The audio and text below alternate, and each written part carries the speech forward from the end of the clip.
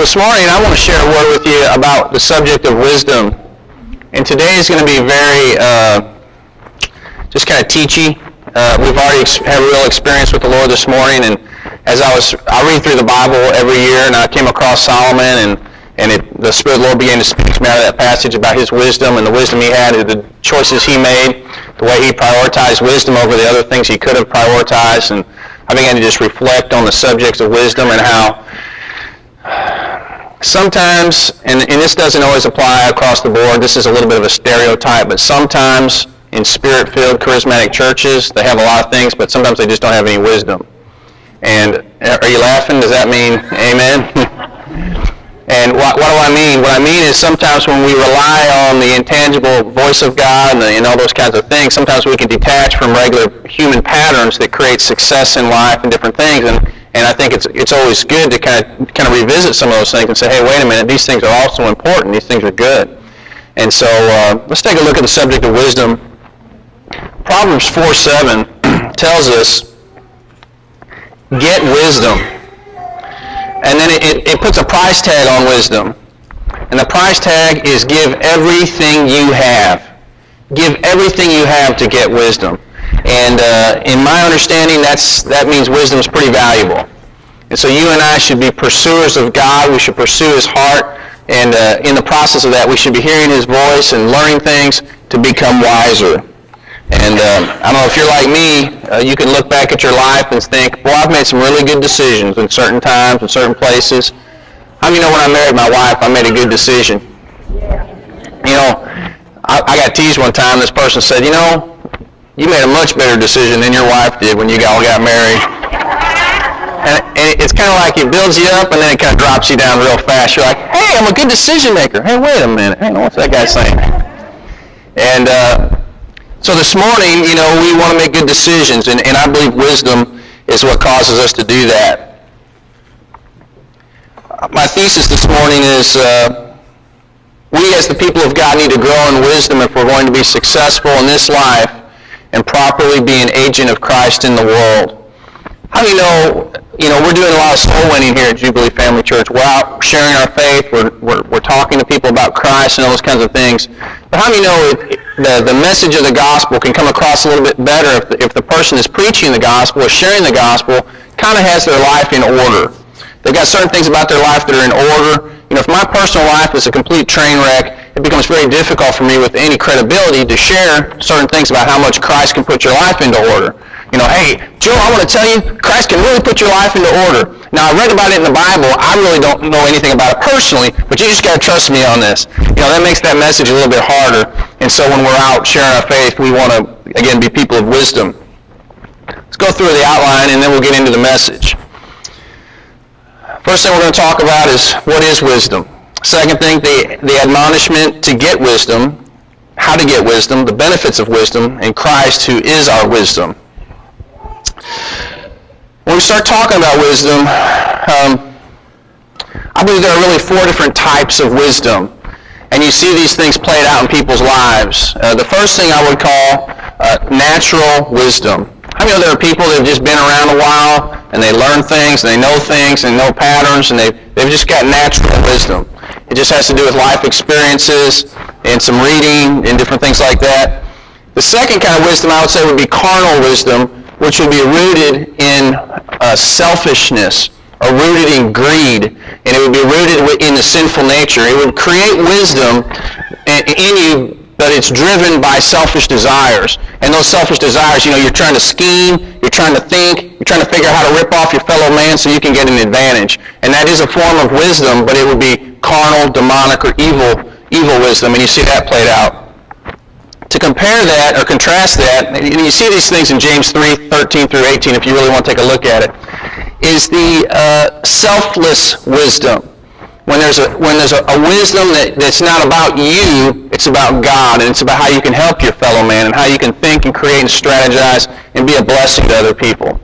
And the last type of wisdom would be supernatural wisdom, or wisdom from on high. It would be a type of wisdom, it's supernatural knowledge that there is no conceivable way you could have learned whatever you know, but you just know that you know it, and it is true, and it is from God.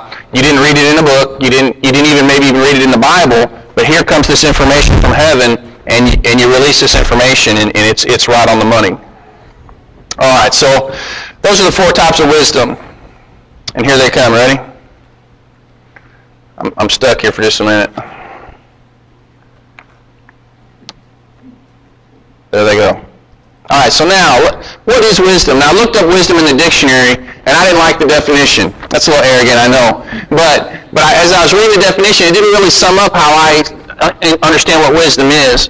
And so what I did was I really began to think about it, and I want to share this definition with you. To me, wisdom is the synthesis of knowledge or facts. It causes one to draw conclusions that people without wisdom cannot draw. Facts and knowledge are the building blocks upon which wisdom is built. All right. I'm going to get to an illustration to describe this for just a minute. You know, suppose you were to show up, you needed a new vehicle, and you were going to show up at the used car lot. And you get there, and the salesman says, this is a great car right here.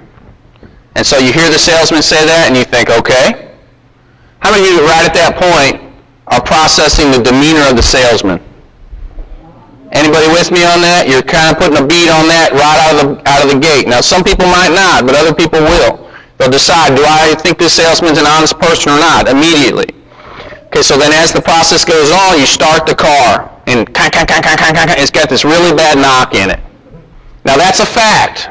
It's a fact. The car is knocking. Now, what's causing it, you really aren't sure yet. But if you've got any other understanding about engines and knocking, you're starting to draw some conclusions that maybe this car isn't the greatest car after all. So you look, and there's blue smoke just pouring out of the exhaust pipe. And you think, well, what causes that? Some people in this room might not know. There are other people in this room that do know what causes smoke to be blue coming out of your exhaust pipe. Those of you that know what it is, what is it? Oil. There's oil being burned in the engine.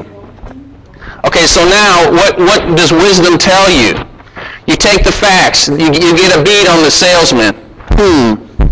He just told me this car was really good, but here I started it, it's knocking, and it's blowing blue smoke. So now you take all these facts, and you put them into your mind, and you draw a conclusion, and wisdom says, don't buy that car. Simple enough? Okay. It's often been said that this life consists of the sum total of our decisions and the resulting response of others from our decisions. Consequently, if our decision-making ability is so vital to the direction and thus outcome of our lives, we need to make wise choices. Wisdom is the principal thing. Again, our life consists of the sum total of our choices. Why am I who I am? Is it a mystery? How could a person know the answer to that question? I am who I am because of the sum total of my choices. You are who you are because of the sum total of your choices. Now, is that a wake-up call, or is that, hey, we get it, we knew that already?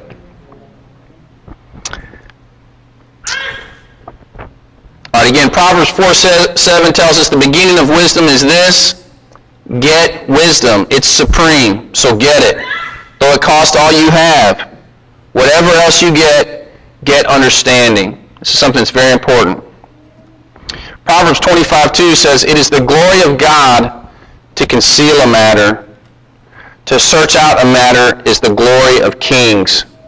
As I was reflecting on this passage of Scripture, I was seeing the Lord himself as our wisdom, according to 1 Corinthians chapter 1. And I was thinking about how he is our wisdom and how he doesn't always just show everything about himself. But he kind of leaves a trail. And if you study the life of Jesus when he walked on the earth, he said, if you see me, you've seen the Father. So we know that Jesus was the perfect representation of God the Father on the earth. And how do you remember Jesus would speak in parables? Jesus would speak in what some people would even use the word riddles. And he would use these expressions. He wouldn't plainly say things. And part of God's nature is to kind of leave a breadcrumbs and a trail for us to pursue him, to come after him, because it's the glory of kings to search a matter out. And so he wants us to come and search and find and break into new revelation and different things through wisdom. So how do we get wisdom? Not everyone gains wisdom the same way. There are two main tracks. There's what I would call the mocker track, and then there's the wise track. Proverbs 21:11 says, when a mocker is punished, that simple person gains wisdom. How do you want to gain wisdom that way? Not me. I would prefer the other track. The other track to gaining wisdom is to already have some wisdom established. Because if you understand the dynamics of wisdom, you're a person that you're trying to get knowledge. You've already maybe had enough punishment, you've learned your lesson, and now you're going to start to learn. How many of you had a moment in time when you were a student when all of a sudden it became important to you? It happened to me when I was about 20, 21 years old. I was in college, and all of a sudden I thought, this is really important. Now, how do you know, I've got a daughter here, 11 years old. She already gets it. She already gets it, that it's important. It took me till I was 21 years old to realize I needed to really put my heart into this thing. Yeah, wow. But some people still haven't done it. Amen? And it's time that we put some energy into being wise, because punishment is not fun. Another way we can gain wisdom is to ask God. Just to ask God for wisdom. James 1:5-6 says, if any of you lacks wisdom, you should ask God, who gives generously to all without finding fault, and it will be given to you. But when you ask, you must believe and not doubt, because the one who doubts is like a wave of the sea, blown and tossed by the wind. So this point is very simple. If you lack wisdom, let's say you're going into a situation. How many of you have ever gone into something new? You hadn't done it before. You know, I had someone say something to me one time. They said, you're doing a radio station? I said, yeah. They said, have you ever done anything like that before? I said, no. And they said, how do you do it? I said, I don't know, kind of like everything. Like the first time I rode a bike, I'd never done it before. The first time I brushed my teeth, I'd never done that before. The first time I put on my socks, I'd never done that before. The first time I got in a car and drove, I'd never done that before. How do you know in our lives there's things that we do that we've never done before? And it's not that big of a deal. You just do what you've never done before. But if you don't know what to do, you need wisdom, especially if it's complicated, bigger than putting on socks. So we need wisdom, and we can ask God, and He will give generously. Anybody faced with a situation today where you think, man, I need some wisdom? Anybody here, just raise your hand real quick, a couple of you? Amen. God has what you need. God has the wisdom for your situation. Another way we gain wisdom is to become a companion of the wise. Become a companion of wise people. If you are running around with fools, you will become like them. If you are a companion of wise people, you will become like them. Slowly but surely, these things will unfold in your life. And I want to draw some lines here for you out of Deuteronomy 34:9. Now Joshua, son of Nun, was filled with the spirit of wisdom. Why was Joshua, son of Nun, filled with the spirit of wisdom? Because Moses had laid his hands on him. So the Israelites listened to him and did what the Lord had commanded Moses. Okay, so guess what? We can all drop out of school now. All you got to do is have somebody lay their hands on you. Right? Of course not. So what is this passage really saying? Did Moses literally lay his hands on Joshua? I think he did. But I also think this passage implies that he laid his hands on him daily. He daily laid his hands on him. Now, I'm not saying he abused him. I'm just saying he worked with him. If you looked at Joshua, you could see the thumbprint of Moses all over the man's life because he was his assistant. He was his buddy, or he was his partner. They worked together, and he watched Moses, and he probably asked questions of Moses, and Moses poured into Joshua, and he laid his hands on him all the time.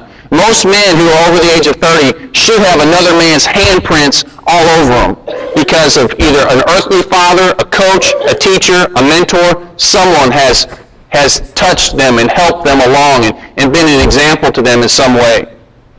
And I believe if we are a companion of the wise, we will gain wisdom. I want to brag on Apostle Mark Carball right now because there are a lot of people on planet Earth. I think we're up to 7 billion. I don't know all of them.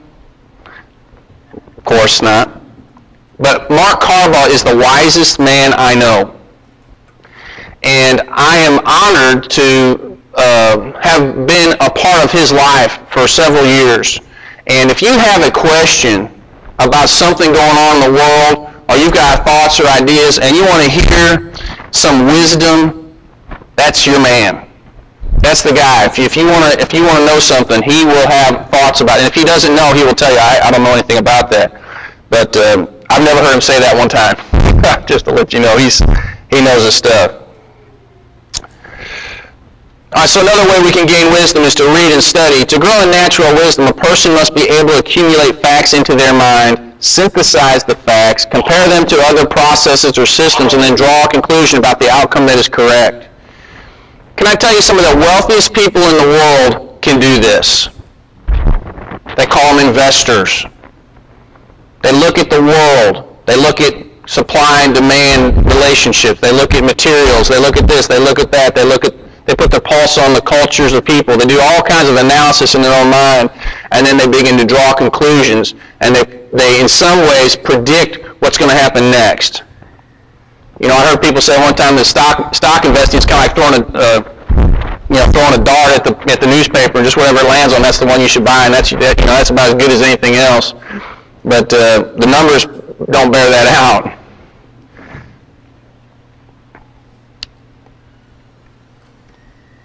Amen.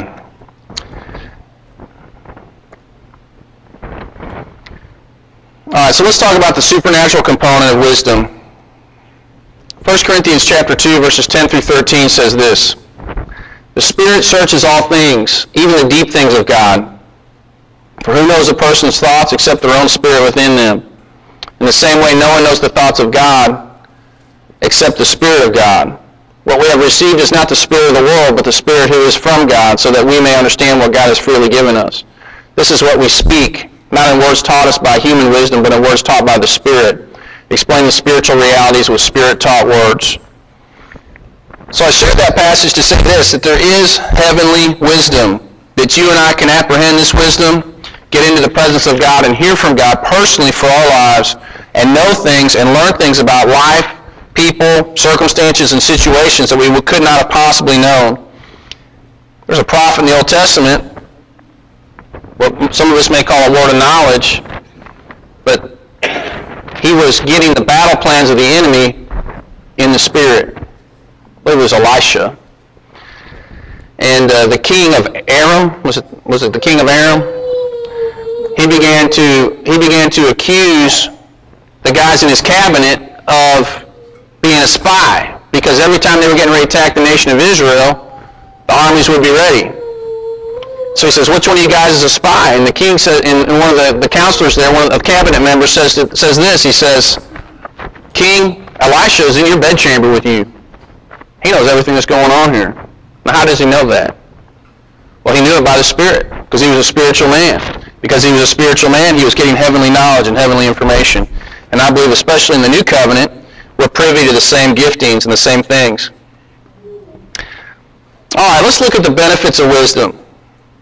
I've got some scripture here I'm going to just allude to. I was going to read it to you, but I'm just going to skip over it. But it's 1 Kings 3, 7 through 15. And in that passage of scripture, it talks about Solomon, how Solomon offers several thousand animals on the altar of the Lord.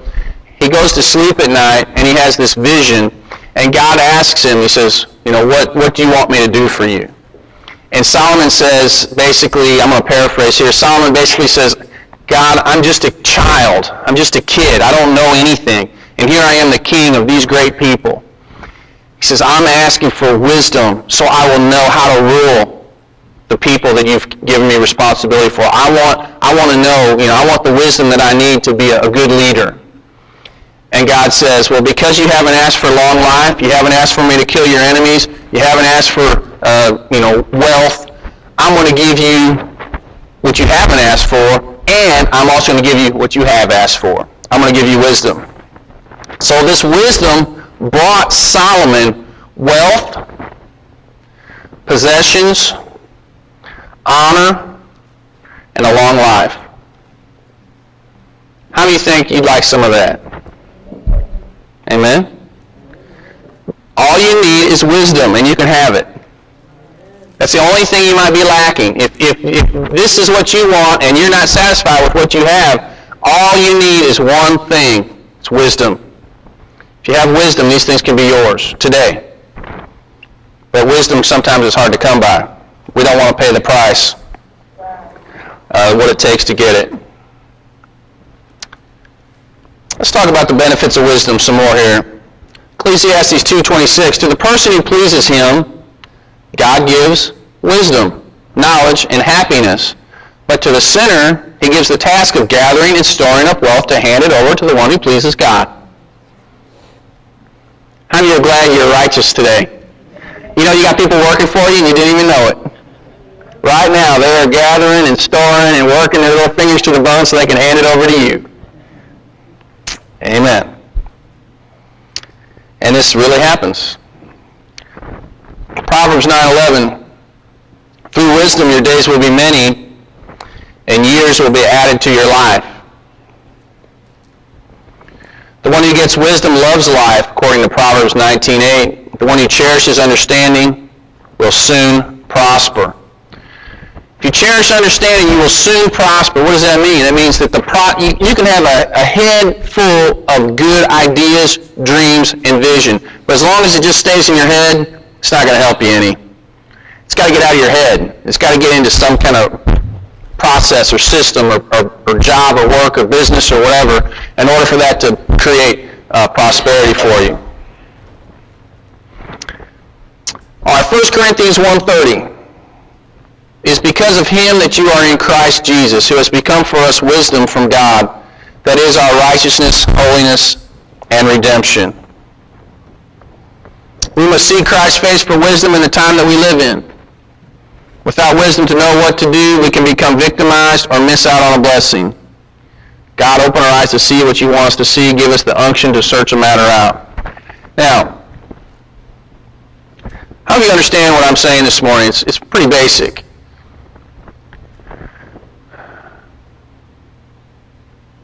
I don't want to make the same mistakes I've already made. I think it was Abraham Lincoln that said, a wise man learns from another man's mistakes. A fool learns from his own.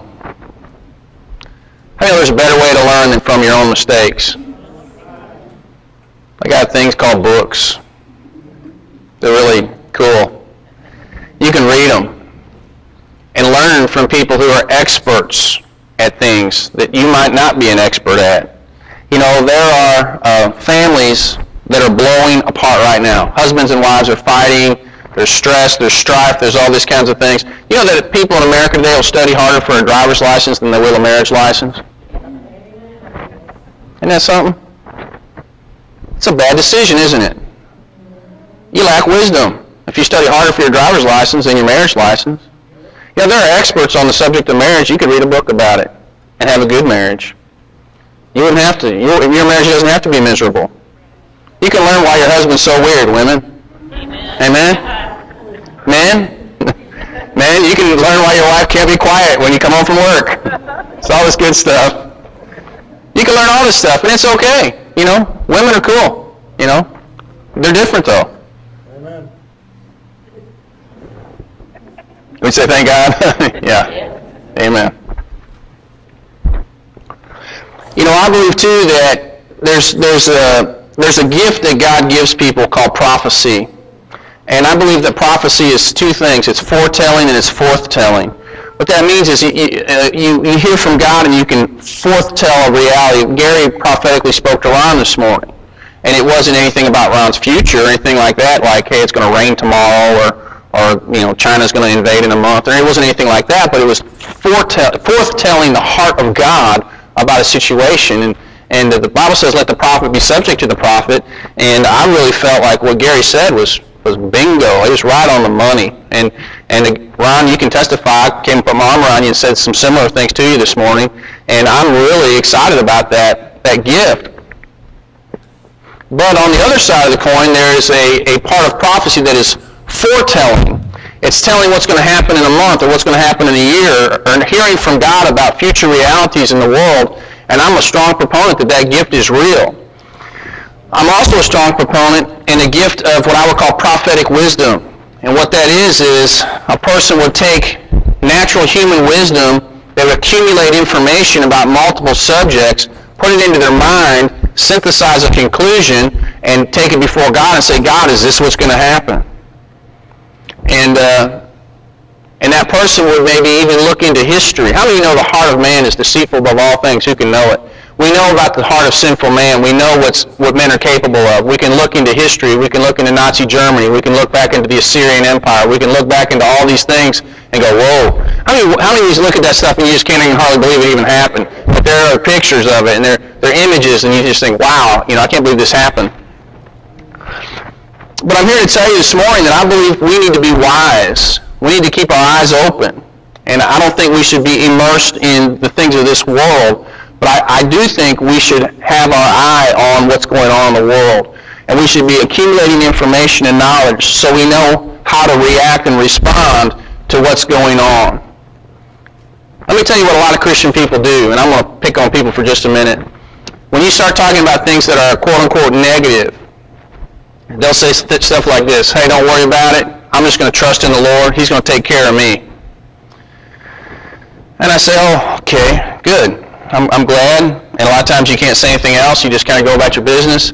But let me tell you what I believe trusting in the Lord really means. I believe we have to rightly discern the voice of God about what is happening around us and then make a decision and put that decision into action. Now let me illustrate it for you in a very simple way. God spoke to a guy named Noah, and he said, I'm going to destroy this world with a flood. And how many of you know Noah could have said, like a lot of contemporary Christians say, thanks for telling me that, Lord. That's good news. That's good information to know. I'm trusting you to save me and my family. And God says, okay, this is how I'm going to save your family. Get to work, buddy. Get the hammer, get the saw, get the cypress trees, get the tar out. You're going to make an ark. And this is how big it's going to be. It's going to be this long. It's going to be this wide. It's going to be this tall. And da-da-da-da-da. And Noah could have said, why do all that work? I'm just going to trust you, Lord. I'm just going to trust you. And be real spiritual about it. How many of you know if he would have done what most contemporary Christians do, he would have been decimated in that flood with everybody else. Even though he was the man of God. Even though he heard what God said. Because he did not put into action what God told him, he would have lost his life and his children would have lost their lives. So what I'm saying is let's not be like that. If God is saying something to us, now I'm talking about wisdom and I'm also talking about the rhema voice of God. I'm looking at wisdom and I'm listening to God and I'm trying to synthesize this information and draw conclusions about what the future holds for my life, what the future holds for your life, what the future holds for the life of our church, what the future holds for America, how things are going to unfold in the next 10 years, what's going to happen. I believe wisdom will tell us we need to prepare some things. We need to be prepared. I'll leave it at that. I'm not here to dictate your life. I'm not here to make decisions for you. That's not my job. But I do have a responsibility to share with you what I believe that we need to be wise. And to me, wisdom responds to information and does something. Or if the word is do nothing. Maybe God would have spoke to Noah and said, Noah, I'm going to teleport you out of here. You don't have to build an ark. Then should he have built an ark? No, he didn't have to build an ark. But God said, I'm going to destroy the world with a flood, and you're going to build an ark, and then I'm going to save these people. Had he not built the ark, boom, he'd have been gone. I like to look at the Egyptians and the Israelites and how there was the land of Goshen and how the judgments of God fell on Egypt and how each one of those judgments really pinpointed a very specific Egyptian god and how God was literally tearing down these idols with each one of these plagues and floods and all these kinds of things that were going on in the land of Egypt. But in the middle of all this was this little place called Goshen, and this is where all the Israelites lived, and everything missed them. Supernaturally, it missed them. And I'm here to tell you, I don't think that the future is going to be like that. I know a lot of us are believing that it is, but I don't think it's going to be like that. I think we're going to have to make a decision. We're going to have to think and make a decision. We won't be able to just sit tight and supernaturally believe that the thing's going to pass over. I forgot how many Jews died in Nazi Germany. I think it was 20 million people were gassed in the gas chambers and those kinds of things. A lot of those people were fundamentalist Christians that wouldn't go along with Adolf Hitler. A lot of those people were gypsies. A lot of those people were not Jewish. They were just nonconformers. They weren't going to go with what the Nazi Party had planned for the people. And they died in those gas chambers.